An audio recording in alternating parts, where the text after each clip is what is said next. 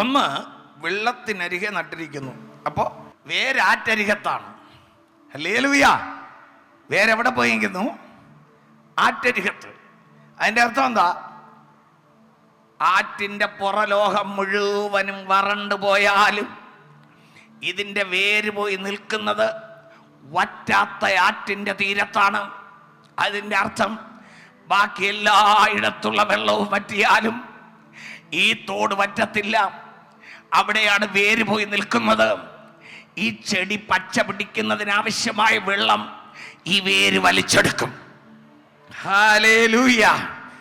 ഓ സ്തോത്രം.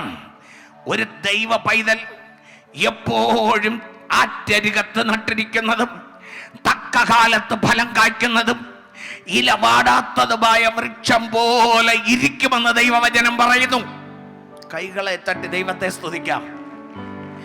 കോവിഡ് വന്ന് കടന്നുപോയി, പ്രശ്നങ്ങൾ വന്ന് കടന്നുപോയി, ആമേൻ, രോഗങ്ങൾ വന്ന് കടന്നുപോയി, എന്തെല്ലാം വന്ന് കടന്നുപോയി. പക്ഷെ ദൈവം നമ്മെ, നിങ്ങളൊന്ന് പിറകോട്ട് ചിന്തിച്ച് നോക്ക്. ആമേൻ, ദൈവത്തെ അറിയാത്ത എത്ര പട്ടിണിയായി, എത്ര എണ്ണം വേദനയിലായി. പക്ഷെ ദൈവം നമ്മെ ഒന്നും അറിയാത്തതുപോലെ, ഇതൊക്കെ വരാത്തതുപോലെ ഇന്ന് നിർത്തിയിരിക്കുകയല്ലേ ചെയ്യുന്നത്. ഹല്ലേലൂയ.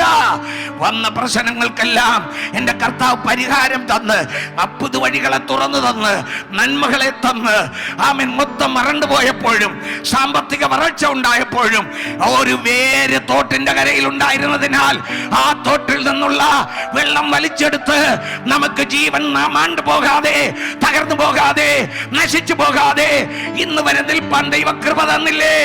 ഇതാണ് നിന്റെ ജീവിതത്തിന്റെ വേര്. ആറ്റരികത്ത് പോയി നിൽക്കുന്നു.